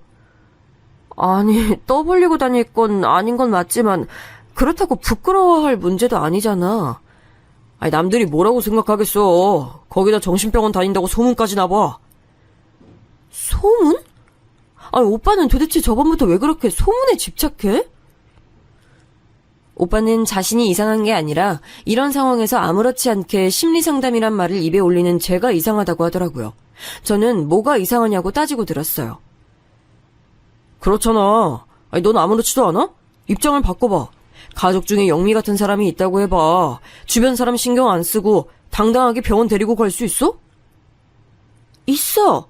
내 가족의 정신건강이 중요하지. 다른 사람 시선이 중요한 게 아니잖아. 오빠는 제 대답에 고개를 절레절레 흔들면서 이해할 수 없다고 말하더니 더 이상 이야기를 피했어요. 저는 끝까지 물고 늘어지고 싶었지만 도망치듯 자리를 피하는 오빠를 보면서 아무리 말해도 듣지 않겠구나 싶었죠. 연애할 때는 크게 와닿지 않았는데 오빠가 생각하는 걸 제가 따라가지 못하겠다는 생각이 들기 시작한 것도 이맘때부터였어요. 저희는 결혼 이후 각자 자신의 수입은 자신이 관리하는 것으로 했어요. 오빠 이름으로 통장을 하나 만들고 가족 카드를 사용했죠. 저도 오빠도 같은 금액을 생활비 명목으로 그 통장에 입금을 했답니다. 그리고 그 안에서 생활을 했죠. 나머지는 각자가 알아서 관리하는 것으로 했어요. 그래서 저는 오빠의 월급이 어느 정도인지 어떻게 관리하는지 전혀 알지 못했어요. 그건 오빠도 마찬가지였죠. 은행 볼일 같은 경우는 오빠가 도맡아서 했습니다.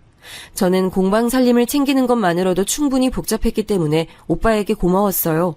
결혼을 한 친구들의 얘기를 들어보면 시댁의 기념일을 챙기는 것이 여간 어려운 것이 아니라고 하더라고요. 같이 살고 있진 않지만 시집살이라는 것이 이런 것인가 싶을 때도 있다고 했어요. 하지만 저는 전혀 그런 게 없었답니다. 저를 시댁으로 부르시는 일은 거의 없었고요. 제사도 전혀 지내고 있지 않았거든요. 명절 때도 그냥 가까운 곳으로 바람이나 쐬고 오자고 하실 정도였어요. 결혼식을 할 때도 느꼈지만 친척분도 몇 되지 않으셨고요. 그러던 어느 날 결혼하고 나서 처음으로 맞이하는 시어머니 생신이었어요. 저는 오빠에게 어머님 미역국을 끓여드리고 싶다고 했죠. 뭐하러, 됐어. 그래도 시집오고 처음 맞이하는 생신이신데 내가 해드리고 싶어 그래. 오빠는 깜짝 놀란 얼굴로 그런 것은 전혀 신경 쓸 필요가 없다고 하더라고요. 저는 고집을 부려봤지만 오빠는 제 결정을 끝까지 만류하며 말했어요. 한 번 하면 계속해야 돼. 해마다 해드릴 자신 있어? 미역국 끓이는 게 뭐가 어렵다고 그렇게 멀리 계시는 것도 아닌데. 말은 그렇게 해도 어디 그게 쉬워? 그냥 마음만 고맙게 받을게. 엄마 가방 좋아하시는데 그냥 예쁜 백이나 하나 선물하고 말아. 저는 너무 성의 없는 것 아니겠느냐고 했지만 오빠는 그것만으로도 충분하다고 했죠. 그래서 저는 저녁을 함께 먹는 것은 어떻겠냐고 했어요. 정말 선물 하나면 충분해. 너무 그렇게 신경 쓰지 않아도 괜찮다니까. 난 오빠 말대로 그냥 선물만 드리고 넘어가는 게 더 신경 쓰여. 친정에서는 누군가의 생일이 되면 아침엔 미역국을, 저녁에는 면 요리를 가족끼리 다 함께 먹으면서 축하를 했거든요. 결국 오빠는 알겠다고 했어요. 저는 식당을 알아보겠다고 말하며 아가씨도 불렀으면 좋겠다고 했어요. 오빠가 인상을 쓰며 굳이 불러야겠냐고 했어요. 요즘 얼굴 표정도 많이 밝아졌어. 내가 얘기할게. 그래, 네 맘대로 해. 졌어. 저는 기쁜 마음으로 아가씨에게 전화를 걸어 얘기했어요. 하지만 아가씨는 거절하더라고요. 저는 씁쓸했지만 다음에는 함께 하자고 했죠. 그런데 언니, 그 전에 언니가 말했던 곳 있잖아요. 어디요? 아, 우리 언니가 다닌다는 곳이요? 네, 거기 저도 다녀볼까요? 망설이면서 심리상담에 관한 얘기를 아가씨가 먼저 꺼내더라고요. 사실 몇 번이고 권하고 싶었지만 아직까지는 서두르지 말자 싶어서 참고 있었거든요. 대신 사촌 언니의 허락을 받은 뒤 언니에 관한 이야기를 아가씨에게 알려주기만 했죠. 그런데 드디어 아가씨가 용기를 내더라고요. 물론이죠. 그럼요. 저랑 같이 갈까요? 시간 괜찮아요? 긴장한 목소리로 제게 의사를 물어보는 아가씨의 목소리에 눈물이 날 것 같았죠. 우리는 센터에 연락을 취해 곧 날짜를 잡기로 했습니다. 저는 오빠에게 식사는 우리끼리만 하자고 했어요. 그러면서 아가씨가 정식으로 심리상담을 받기로 했다고 말했죠. 오빠는 지금도 많이 좋아진 것 같은데 지금처럼 제가 신경을 써주면 되는 것 아니냐고 했어요. 내가 전문가도 아니고 언제까지 그래. 그리고 아가씨가 스스로 변하려고 하잖아. 그럼 조용히 다녀와. 되도록 사람들이랑 안 부딪히게. 약 처방 받으면 절대 동네 약국은 가지 말고. 저는 기가 막혔어요. 오빠, 무슨 심리상담에 약 처방을 받아. 아니야? 그럼 됐고. 오빠가 무신경하게 다행이라고 중얼거렸어요. 저는 제발 뭐든지 알아보고 얘기를 하라고 했지만 건성으로 고개를 끄덕이더군요. 길게 한숨을 내셨어요. 얼굴에 열이 오르는 기분이 들었죠. 저는 절대 아가씨 앞에서는 그런 소리 하지 말라고 신신당부했어요. 오빠는 잔뜩 귀찮아하면서 알겠다고 했죠. 시어머니 생신 당일이 됐어요. 저는 깔끔하기로 소문난 한정식으로 예약을 했죠. 무조건 꼭 룸이어야 한다고 오빠가 신신당부를 하더라고요. 어머님이나 아버님이 소란스러운 곳을 싫어한다고 말이죠. 그래서 살짝 무리를 좀 해서 룸으로 자리를 잡았어요. 모시러 가고 싶었지만 두 분께서는 들릴 곳이 있다고 하시면서 먼저 가서 기다리라고 하셨어요. 그런데 약속 시간이 돼도 두 분은 물론 오빠도 연락이 되지 않았어요. 오빠는 조금 늦을 것 같다고 톡을 보낸 이후에 아예 전원이 꺼졌더라고요. 저는 무슨 일이라도 생긴 건 아닐까 초조한 마음이 들었어요. 30분 정도 지나고 드디어 두 분이 오셨죠. 어머님은 물론 아버님까지 엄청 근사하게 차려입으셨더라고요.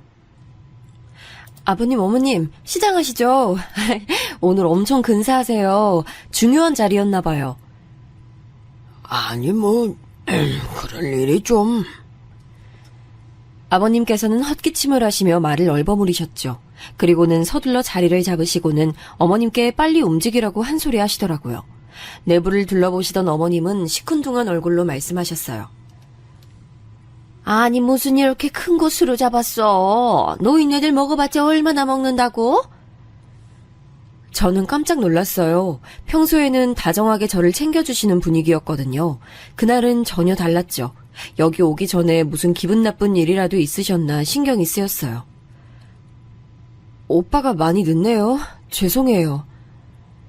남자가 밖에 일하면 다 그렇지. 됐다. 우리끼리 시작하자. 어머님께서는 빨리 밥 먹고 일어나자고 재촉이셨어요. 음식이 나오고 곧 오빠도 들어왔죠. 저는 왜 이렇게 늦었냐고 물었지만 오빠는 회사 일이 늦게 끝났다고 하더군요. 저는 식사 시간 동안 두 분이 평소 즐겨 드시던 음식을 권했지만 입맛이 없다고 하시면서 도통 드시질 못했어요. 속이 많이 불편하세요? 소화제라도 좀 사올까요? 일 없다. 그냥 빨리 먹고 일어나자. 어머님께서는 아버님께 다 먹었으면 일어나자고 하셨어요. 솔직히 기분이 좋지는 않았어요. 저 나름 신경 써서 준비했는데 시큰둥한 반응만 보이시니 기운이 빠졌죠. 저는 서두르시는 어머님께 생신 선물을 내밀었어요. 이전에 갖고 싶어 하시던 가방이었죠. 그런데 어머님께서는 딱히 기뻐하시는 눈치가 아니시더라고요. 뭐 쓸만은 하구나. 어머님 반응에 제 얼굴이 화끈거리기 시작했죠. 식당을 나서는데 오빠가 먼저 들어가라고 하더군요. 시부모님을 모셔다 드리고 오겠다고 하면서요. 저는 아무런 대꾸도 할 수 없었습니다. 불편한 마음을 가득 안고 혼자 돌아와야 했죠. 그 일이 있은 뒤로 저와 오빠 사이는 냉랭한 기운이 돌았어요. 오빠는 제가 벌일 일이면서 왜 기분이 상했는지 모르겠다고 했고 저는 그런 오빠에게 실망했죠. 그런 분위기가 조금은 누그러진 것은 오빠의 승진 소식 덕분이었어요. 회사 동기들 중에서도 빠른 편이라고 했죠. 오빠도 엄청 기분이 좋은 모양이더라고요. 오빠 그럼 승진턱 우리 집에서 할까? 결혼할 때 회사 사람들 하나도 안 불렀잖아. 요즘 누가 그런 거래. 됐어, 내가 알아서 할게. 그래도 동기들 중에서 오빠가 빠른 편이라며 그냥 넘어가는 건 아닌 것 같아. 내가 알아서 한다니까. 그냥 모른 척하고 있어. 저는 섭섭한 나머지 언성을 높이고 말았어요. 간만에 좋아진 분위기가 다시 얼어붙었죠. 오빠는 부드러운 목소리로 저를 달래듯이 말했어요.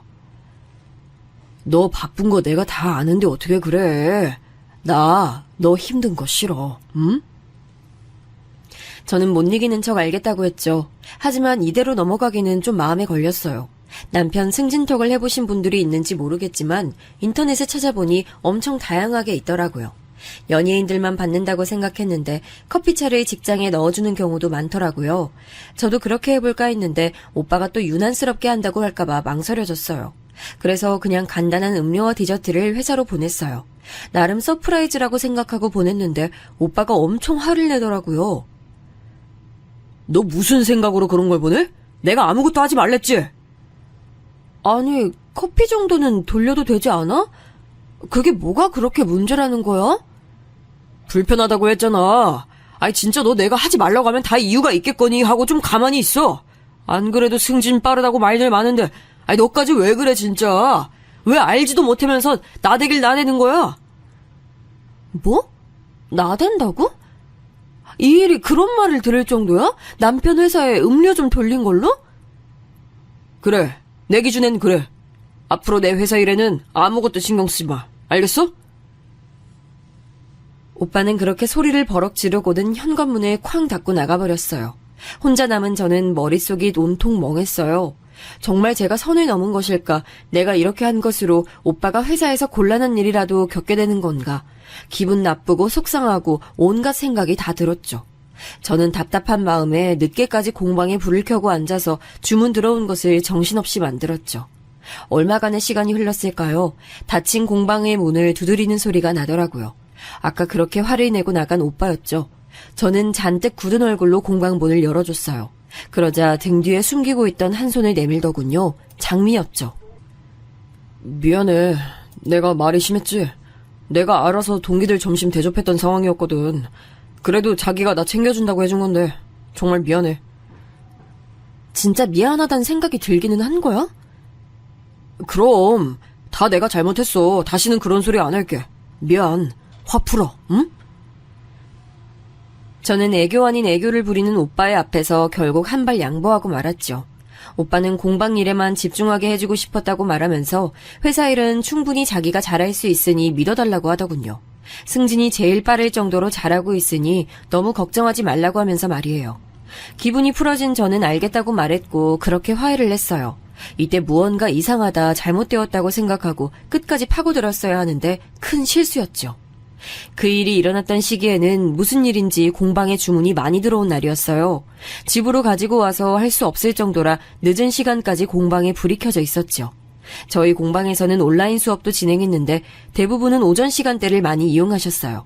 그런데 그날은 무슨 동아리 모임이라고 하면서 5명이 저녁 시간을 신청하더군요. 저는 어차피 공방에서 지내야 하는데 괜찮겠다 싶어서 진행을 했어요. 한창 수업을 하는데 친구에게서 전화가 왔어요. 저는 강의가 끝나면 연락하겠다고 했지만 친구는 급한 일이라고 하더군요. 저는 잠깐 쉬는 시간에 갖자고 말하고는 친구의 전화를 받았어요. 나 지금 온라인 강의 중이야. 이제 30분이면 끝나는데 뭐가 그렇게 급한 거야? 뭐? 강의? 너 오늘 너희 남편 회사 창립 기념일이라서 우리 호텔에서 파티하는 것도 몰랐어? 저는 처음 듣는 얘기에 깜짝 놀랐어요. 창립 기념 파티? 그런 얘기 없었는데? 부부 동반으로 다들 참석해서 한창이야. 아니, 난 또 너희 남편은 아예 참석을 안 하나 보다 했는데 어떤 여자랑 같이 들어오잖아. 내 담당이 아니라서 회장 안에까지 들어간 건 아닌데 너희 남편 확실해. 네가 저번에 보여준 결혼사진에서 본 사람이랑 똑같던데? 회사 이름이 뭔데? 친구는 회사 이름을 말하면서 맞지 않느냐고 하더군요. 가슴이 철렁했죠. 너 무슨 일이 그렇게 바빠서 이런 중요한 자리에 내조도 안 하고 그래. 아이, 그리고 너희 남편도 그렇다. 아무리 네가 바빠도 그렇지 다른 여자랑 이런 날에 나타나면 어쩌자는 거야. 정말 다른 여자랑 들어왔어? 어떤 여잔데? 모르지 그건. 그냥 나도 회장에 들어가는 모습만 봤어. 아이, 잠깐만. 내가 혹시 또 만나게 되면 사진 보내줄게. 친구와 전화를 마치고 머릿속은 복잡했어요. 제가 최근 바빴다고는 하지만 오빠가 그런 중요한 자리가 있다고 말만 했으면 충분히 일정을 조정할 수 있었거든요. 저는 급하게 강의를 마무리하고 집으로 달려갔어요. 보드에는 오는 일정에 대해서 아무것도 적혀있지 않았죠. 그저 오빠가 저녁은 먹고 들어오겠다고 아침에 남겨둔 글자뿐이었어요. 저는 초조하게 연락을 기다렸어요. 얼마의 시간이 지났을까 친구에게서 사진이 몇 장 전송됐어요. 파티가 끝났다고 하면서 오빠와 처음 보는 여자가 다정하게 나서는 모습이 찍혀 있었죠. 네, 확실하게 오빠였습니다. 저는 떨리는 손을 부여잡고 친구에게 사정을 알아보겠다고 하고는 아무에게도 말하지 말아달라고 했어요. 1시간 정도 흘렀을까 오빠가 집으로 들어왔어요. 사진에서 봤던 멋진 차림은 어디 가고 아침에 나갔던 옷 그대로였죠. 저는 저녁은 어떻게 해결했냐고 물었어요. 오빠는 야근하면서 편의점 도시락을 먹었다고 하더군요. 얼굴색 하나 바뀌지 않고 천연덕스럽게 말이에요. 심지어 편의점 도시락이 별로라서 반도 못 먹었다고 하면서 라면이라도 먹어야겠다고 했어요. 오빠가 씻고 나올 때까지는 저는 불뚝불뚝 솟아오르려는 감정을 최대한 억눌렀어요. 지금의 제 기분을 그대로 터뜨려서는 안 된다는 생각이 들었죠. 라면을 끓인다고 물을 받는 오빠의 등 뒤로 저는 천천히 입을 열었어요.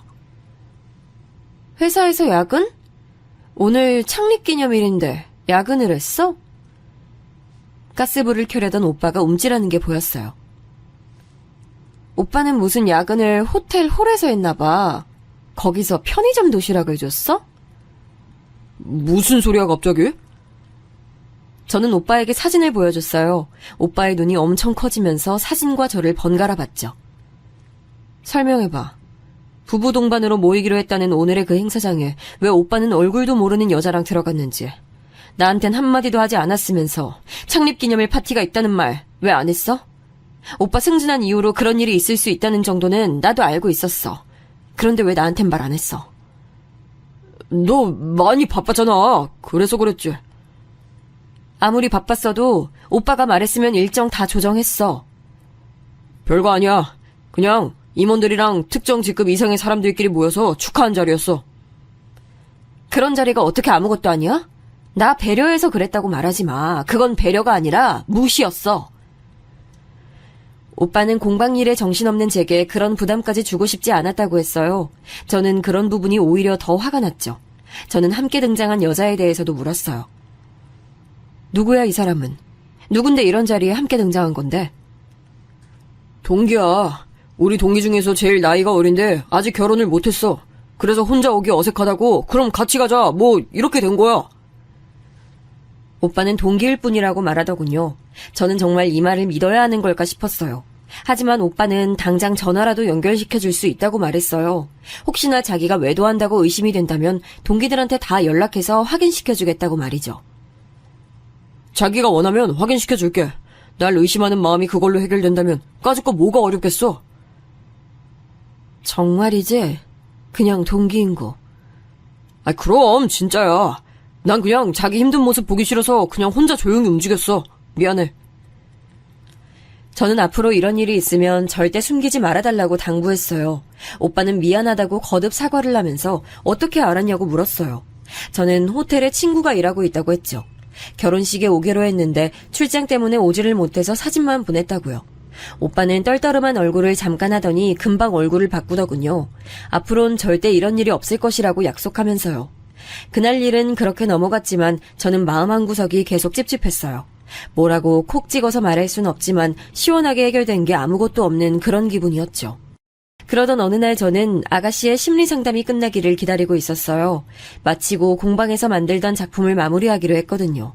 평소보다도 많이 밝은 얼굴로 나온 아가씨는 맛있는 샌드위치를 사서 가자고 할 정도로 기분이 좋아 보였어요. 공방으로 들어온 우리는 오랫동안 공들여서 만들던 것을 마무리했어요. 아가씨는 세상에서 태어나지도 못했던 아기를 위한 것이라고 하면서 하나하나 공들여 만들었었거든요. 드디어 오늘 완성이 되는 날이었죠. 저는 오늘을 위해서 공방까지 닫았어요. 아가씨는 완성된 물건을 보고 한참을 가만히 앉아있더군요. 저는 조용히 뒷정리를 마무리하고 아가씨가 좋아하던 라떼를 손에 쥐어줬어요. 그리고 가만히 곁에 앉았죠. 얼마의 시간이 지났을까요?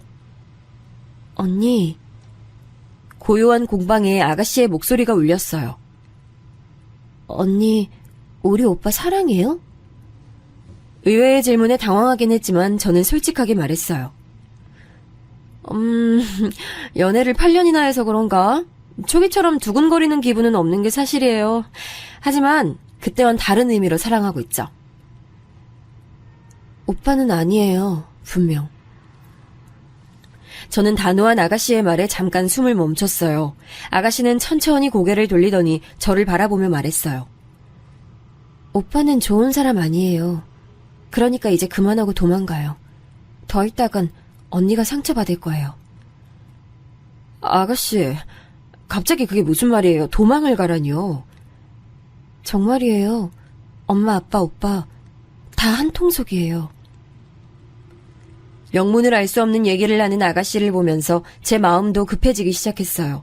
저는 그렇게 해서는 안 된다고 알고 있었지만 아가씨의 양팔을 붙들고 무슨 일인지 다 얘기를 하라고 다그치게 됐죠.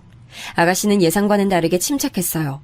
자신의 팔을 붙들고 있는 제 손을 떼어내더니 제게 사진 하나를 보여주더군요. 이게 무슨... 웨딩 촬영을 한 사진이었어요.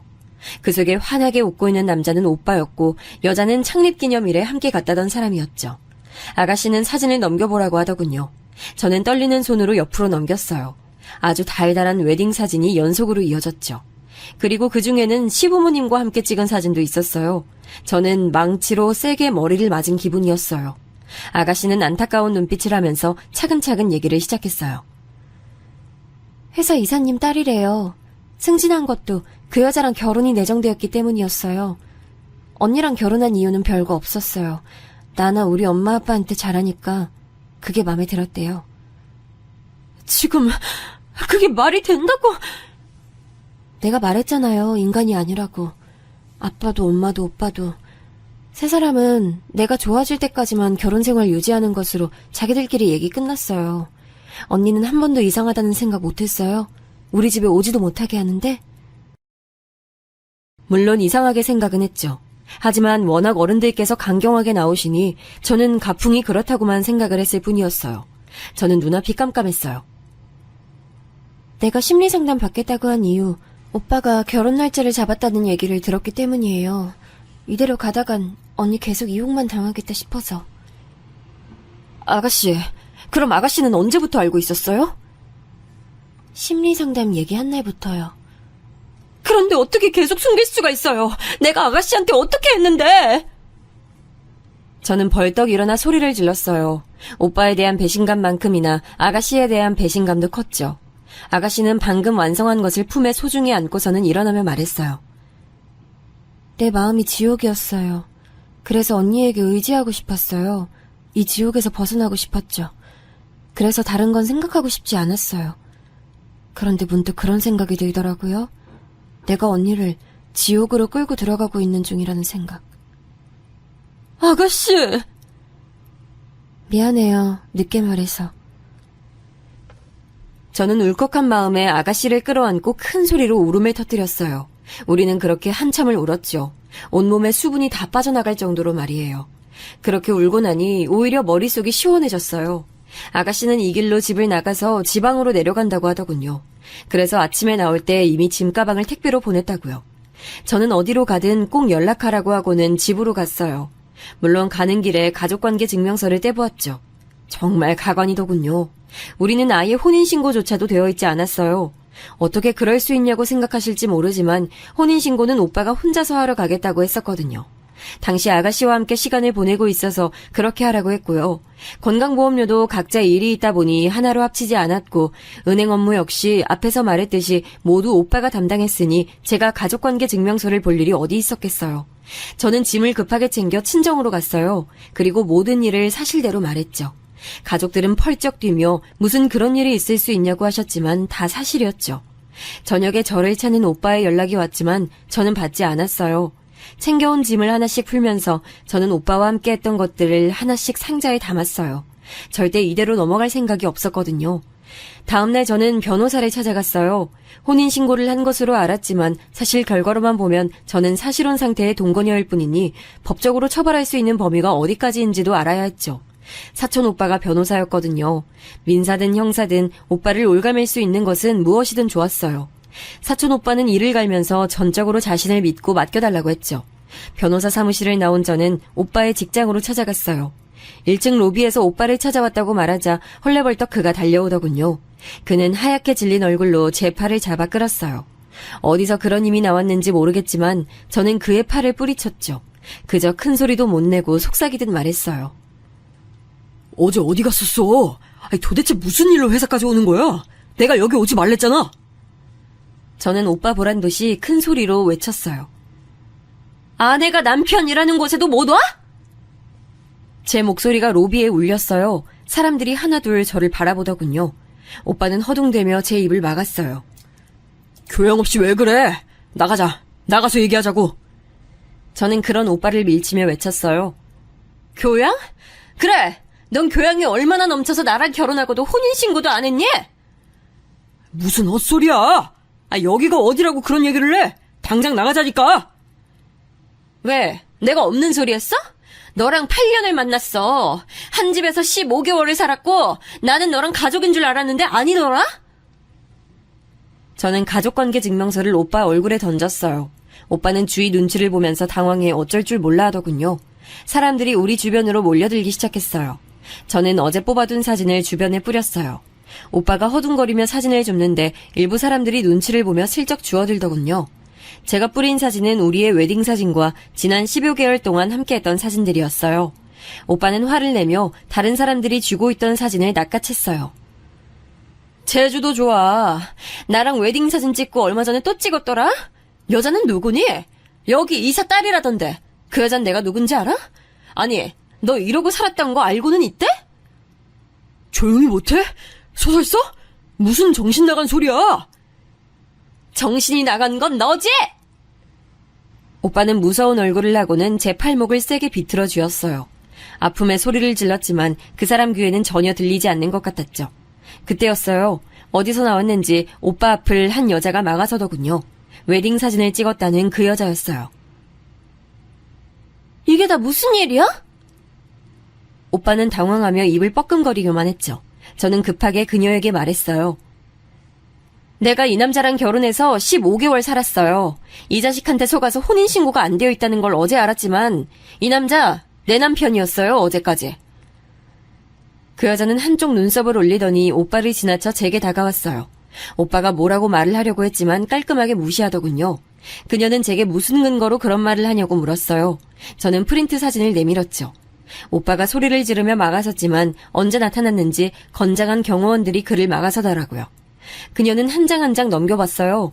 방금까지 우리를 구경하던 사람들로 소란스러웠던 로비는 오빠가 발버둥 치는 소리로 가득했어요. 다 거짓말이에요. 저거 다 합성이라고요. 저 믿죠? 저 여자 정신 나간 여자예요. 합성? 정신 나간 여자? 여기서 미친 사람이 있다면 그건 너겠지. 그녀는 모든 사진을 다 넘겨보고는 오빠를 잠시 노려봤어요. 그리고는 명함 한 장을 꺼내어 제 손에 쥐어줬어요. 저는 침만 꼴딱 넘기며 그녀를 바라봤죠. 우선 여기는 회사고 개인적인 얘기를 할 만한 것은 아니군요. 내일쯤 전화 주세요. 제가 계신 곳으로 가죠. 저는 제 명함 역시 그녀에게 전달했어요. 그녀는 고개를 끄덕이더니 오빠는 보지도 않고 안으로 들어갔어요. 오빠는 허둥거리며 그녀를 따라 들어갔죠. 저는 사람들의 시선 속에서 당당히 회사를 나왔습니다. 다음날 그녀에게 연락이 왔고 저는 공방으로 불렀어요. 그녀는 하루였지만 제가 이야기한 것들이 진실이라는 것을 충분히 알 수 있었다고 했죠. 제게 미안하다고 하더군요. 그 인간한테서 듣지 못한 말에 저는 눈물이 터졌어요. 그녀는 묵묵하게 제게 휴지를 전달하고는 무엇을 원하는지 물었어요. 당신만 원한다면 그 인간 회사에서 쫓아내는 건 물론이고 법적인 조치도 취할 수 있어요. 나는 혼인빙자 사기로 고소할 예정이거든요. 그러니까 내 도움 필요하면 말해요. 저도 알아보고는 있어요. 그럼 저희 변호사단 붙여드릴게요. 하고 싶은 만큼 하시고 배상도 받아내셔야죠. 그녀는 거듭해서 미안하다고 말했어요. 저는 전혀 기대하지 못했던 상황이라 고맙다고만 했죠. 오히려 제가 고맙죠. 개인적인 일로 결혼이 급하긴 했지만 이런 상황일 줄은 몰랐거든요. 긴 한숨을 내쉬던 그녀는 머리가 지끈거리는지 잠시 인상을 썼어요. 저는 가만히 그녀의 말을 기다렸죠. 이런 말까지는 그렇지만 나름 제 목표에 결혼이라는 게 필요했거든요. 때문에 아버지가 권해주는 자리에 별 생각 없이 나갔고 이 정도면 그래도 내 발목 잡는 일은 없겠다 싶어서 결혼을 진행했죠. 그런데 이렇게 바닥일 줄은. 그녀는 고개를 저으며 제게 하나만 약속을 지켜달라고 했어요. 나는 그 인간이 무슨 상상을 하든 그 이상 보여줄 생각이에요. 이 판의 모든 가해자들을 포함해서요. 그러니 무슨 일이 있어도 마음 약해지지 마세요. 저 역시 바라는 바예요. 그렇게 그녀가 가고 나서 오빠가 찾아왔어요. 공방에 들어오려고 했지만 어디서 나타난 것인지 덩치 좋은 분들이 막아서더라고요. 알고 보니 그녀가 가면서 부탁을 했다고 했어요. 오빠는 고래고래 소리를 지르면서 제게 저주를 퍼부었어요. 너 때문에 내 인생이? 너 따위가 내 인생을 이렇게 만들어? 너 내가 가만 안 둘 거야, 알아? 누가 할 소리? 내 인생은 이미 너 때문에 엉망이야, 알아? 오빠는 덩치들에게 끌려가면서도 저주를 멈추지 않았어요. 며칠 뒤에는 시댁 어른들까지 공방으로 찾아왔죠. 나중에 알았지만 시어머님 생신날 그날 상견례가 있었더라고요. 저는 초췌한 얼굴을 한 두 분에게 여기까지 왜 오셨냐고 싸늘하게 말했죠. 아버님께서는 화를 꾹꾹 눌러 참는 듯이 말을 꺼내셨죠. 다 알았다고 들었다. 그래도 그렇지 거기가 어디라고 회사를 찾아가? 제 발로 제가 간다는데 뭐가 문제예요? 뭐? 너 지금 말 다 했니? 가만히 두고 봤더니 너 아주 되바라졌구나. 제가요? 그럼 아드님은 어떤데요? 제가 되바라졌으면 아드님은 사기꾼인가요? 제 말에 아버님은 숨이 턱하고 막힌 얼굴을 하시고는 제게 손가락질만 하셨죠. 곁에 계시던 어머님께서 소리를 지르시며 손에 들고 있던 가방을 휘두르셨어요. 저는 냉큼 한 발 물러섰죠. 어떻게 회사에 가서 그런 말을 짓거릴 수가 있어? 네가 내 아들 인생을 망치려 들지 않고서야! 댁내 아들이 어떻게 되든 저랑 무슨 상관이라고요. 제가 며느리도 아닌데 말이죠. 뭐, 댁내? 네가 이러고도 무사할 것 같아? 글쎄요. 저보다는 그쪽 아드님 먼저 생각하셔야죠. 그쪽도 저도 이대로 넘어갈 생각 없거든요. 어머님은 이를 악물고 제 머리채를 잡으려고 손을 뻗어 오셨어요. 초반에는 아버님이 말리시는 것처럼 하시더니 곧 뒷짐을 지고 서 계셨죠. 뒤에서 보고만 있던 사촌 언니가 뭐 하는 짓이냐며 제 앞을 막아섰어요. 저는 당장 경찰에 신고를 하라고 했죠. 시댁 식구들은 경찰에 끌려가면서도 제게 온갖 욕을 했어요. 공방 주변에 사람들이 모이자 두 분은 두리번거리더니 입을 다무셨죠. 이 이야기를 들은 사촌 오빠는 우선 접근 금지 신청부터 해야겠다고 했어요. 저는 그녀가 추천해준 로펌 이야기를 꺼냈죠. 오빠는 그곳이 얼마나 어마어마한 곳인지 한바탕 얘기를 하더니 솔직히 자기보다는 훨씬 더 도움이 될 거라고 하더군요. 저는 그녀에게 전화를 걸어 법적인 도움을 받겠다고 말했어요. 사촌 언니는 공방을 좀 닫고 한동안 멀리 떨어져 있는 것을 추천하더군요. 언제 찾아와 행패를 부릴지 모른다고 말이죠. 하지만 저는 숨지 않기로 했어요. 와서 행패를 부리면 부려보라고 했죠. 그만큼 더 자신들이 나락으로 떨어질 것이 분명했거든요.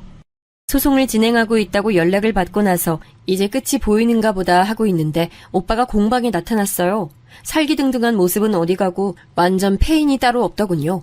그는 저를 보자마자 제 발밑에 납작 엎드려서는 살려달라고 했어요. 어이가 없었죠.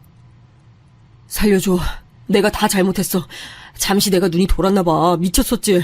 내가 너한테 그러면 안 되는데 진짜 미안해. 나 한 번만 용서해줘. 늦었어. 난 너 용서 못해. 죽어도 절대로. 나 이대로 가면 진짜 죽어. 회사에서도 한직으로 밀려났어. 무슨 말도 듣도 보도 못한 지방으로 가래. 거기에 무슨 소송이 어쩌고 하면서 집에 자꾸 날아와. 내가 잘못했으니까 네가 나 한 번만 봐줘라. 오빠가 저를 붙들려고 손을 뻗자 저는 몸서리를 치며 뒷걸음쳤어요. 제대로 읽어보지 그래? 그 소장들. 거기에 보면 접근 금지 명령도 있을 텐데. 야, 너 진짜 이대로 보고만 있을 거야? 저는 코웃음을 치며 말했어요. 당연하지. 내가 가장 바라는 모습이야. 빨리 꺼져. 접근 금지 어겼다고 신고하기 전에. 오빠는 욕을 짓거리며 저를 노려보고는 공방의 물건들을 닥치는 대로 던지고는 나가버렸습니다. 전 놀라기는 했지만 차분하게 사진을 찍어두고 망가진 것들을 한 곳으로 모아두었어요. 오늘 있었던 일까지 다 배상을 받아낼 생각이었거든요. 법정 공방은 이어졌고 결론은 저와 그녀의 승리로 끝났어요. 당연한 일이지만요. 저는 신혼집으로 살던 곳을 포함해 배상금을 두둑하게 받았어요. 들리는 소문에 의하면 시댁 식구들이 살던 곳도 경매로 넘어가게 돼서 다들 흩어져 지낸다고 하더라고요. 오빠는 회사를 그만둘 줄 알았는데 그렇게 질색하던 지방으로 내려갔다고 해요. 제 발로 뛰어나가도 나가야 할 상황에서 무슨 생각인지 모르겠더라고요. 저희 부모님은 혼인신고가 안 되어 있어서 다행이라고 하셨어요. 그냥 길고 긴 나쁜 꿈 꾸었다고 생각하라고 하더군요. 그렇게 제 생활도 안정이 돼가기 시작했어요. 아가씨에게도 잘 지내고 있다는 연락이 왔죠. 저는 모든 일을 다 얘기했고 아가씨는 피부치라 마음은 아프지만 인과응보라고 하면서 이제는 자신과 상관없는 일이라고 했죠. 저는 무슨 일이 있거든 언제든 연락을 달라고 했어요. 아, 그러고 보니 오빠와 결혼 얘기가 오갔던 그 여자도 몇 번 제품 주문을 한다고 공방에 오다 보니 이제는 친구가 됐답니다. 비록 제 인생에서 도려내고 싶은 일부분이 되었지만 그래도 사람을 얻지 않았나 생각하면서 오늘도 씩씩하게 공방문을 여는 것으로 하루를 시작하고 있습니다.